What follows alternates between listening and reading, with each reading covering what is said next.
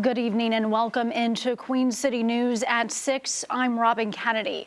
Breaking right now, the mother of a missing 11-year-old girl in Cornelius has been arrested. The child's stepfather is also behind bars. Let's get a check with Queen City News reporter Shakira Speaks. She is live in Cornelius for us now. Shakira, investigators are still putting out an urgent plea to the public to find 11-year-old girl Madalena Kojakari. Breaking news now at 6 into the Queen City newsroom. Charlotte Mecklenburg police say 2 people were rushed to the hospital after an officer fired shots at a suspect. Remembering lives lost in this massive fire in South Park. Tonight, the community came together to pay tribute to one of the men killed. You can see the wind doing a number on our camera tonight. It's pretty deserted out there, too. Hopefully, it is a different story for tomorrow night.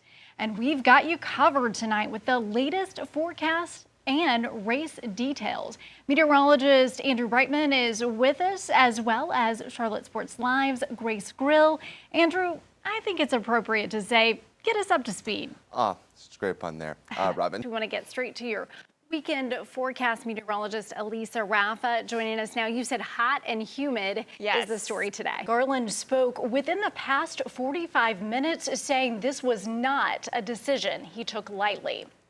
That raid happened earlier this week at Trump's estate in Mar-a-Lago. If it is found that Trump had classified documents in an unsecure location like Mar-a-Lago, what kind of security risk does that pose for the country?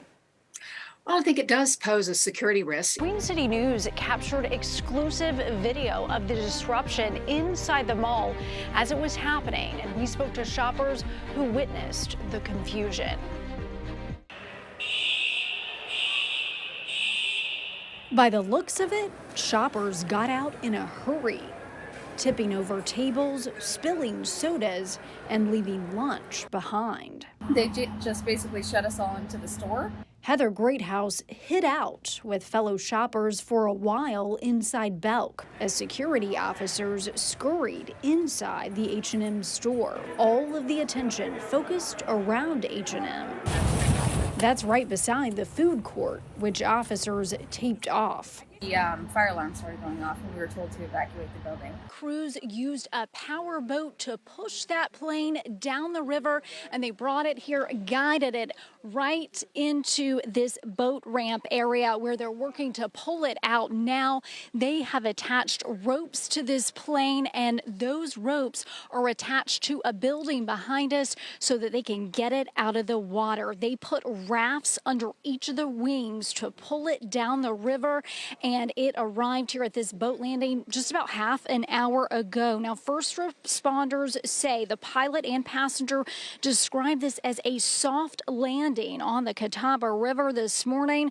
As soon as the plane hit the water, it flipped upside down. The pilot and passenger got themselves out and swam to the banks, waiting for emergency crews. Can you tell us one more time why you guys didn't flip it over at the point of impact location, why you waited and flipped it over here? Mainly for safety. And you actually just had that power boat as a backup in case you weren't able, but you said the current wasn't bad, so you guys were actually able to walk it and guide it down the river. That's correct. Yeah, anytime we have water teams in the water, we always like to have it backed up with a boat. Julian and Jason, I just got to a vantage point where I can see this plane right there on the runway, and then you can see the at least two emergency crew workers to the left on the wing to the left side there. And then in the distance, I see some emergency vehicles that are here, and they're responding to this with their flashing lights. In the distance there, you probably saw that plane as it's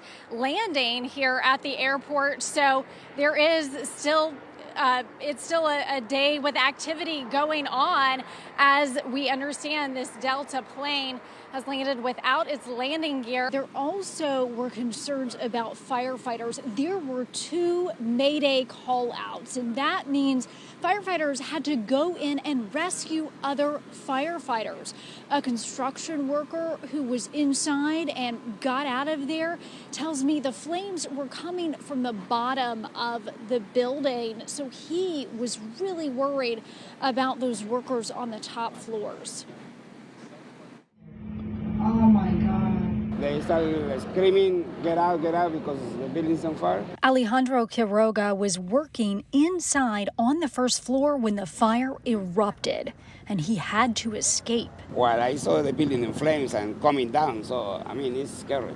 All 9 of the men on his crew got out. I'm worried for the rest of the people, He watched what he escaped and started worrying for the others. Now I lost 2 guys there, but I don't know. I try to call them in the phones, they don't answer. I don't know if they are there or where they are going. You should feel the heat coming off of that thing right now. Firefighters battling extreme heat. High heat conditions, well over 2,000 degrees. And as a construction site is open, a lot of wood is exposed. The fire moved very rapidly. Firefighters forced to rescue their own. We had several Maydays. That means a Mayday is when crews get trapped or have access issues of escaping due to the fast-moving fire. And a Mayday is required when we have to send other firefighters to rescue those companies. And we had 2 of those as they were attempting to rescue all of the construction workers that were in the building at the time. A worker tells me there were about 100 people building this massive apartment complex. The construction started in January. All that progress is now gone, but what's really on the hearts and minds of those construction workers are the 2 who have not been found tonight, 2 of their own. I'm live in South Park. Robin Kanady, Queen City News. It has changed so much. It has grown, and I'm proud of that. I'm so proud that Concord raised me. I'm raising my kids here, so it's so special to me. And Alicia, I want to tell you a little bit about just down the road from here, a couple of miles from where we are in downtown here. There's a community, it's called Silver Hill, and there was a school there. It's been torn down, but there's just enough of it left to take me back home. This place is special to me. I think of it as my childhood field of dreams. I had you in my arms when you were just a little thing coaching third base. Place is usually about people. Or in my case, growing up, the person who was waiting for me. I didn't go home when I got off the bus. Hartselle Middle School was like home to me. That was my first meeting of Miss Henson and Miss Shaver. Miss Henson, Coach Henson, she's my mom.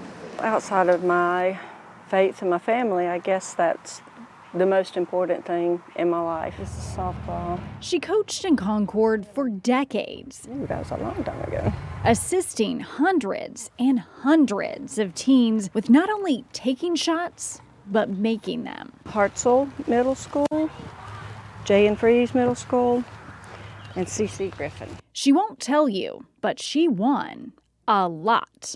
We always had winning seasons. Looking back, the wins aren't all that mattered. They have contacted me to tell me that I had an impact on their life or that I made a difference in their life.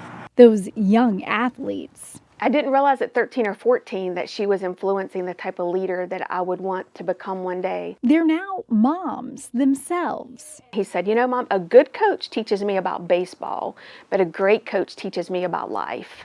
Okay, buddy. My mom, the coach, is now Gigi, guiding her grandkids. Just keep your eye on the ball the whole time. Eye on the ball the whole time. Ready? Whoa! You won't always get a hit, but sometimes you will. And swing. Good job.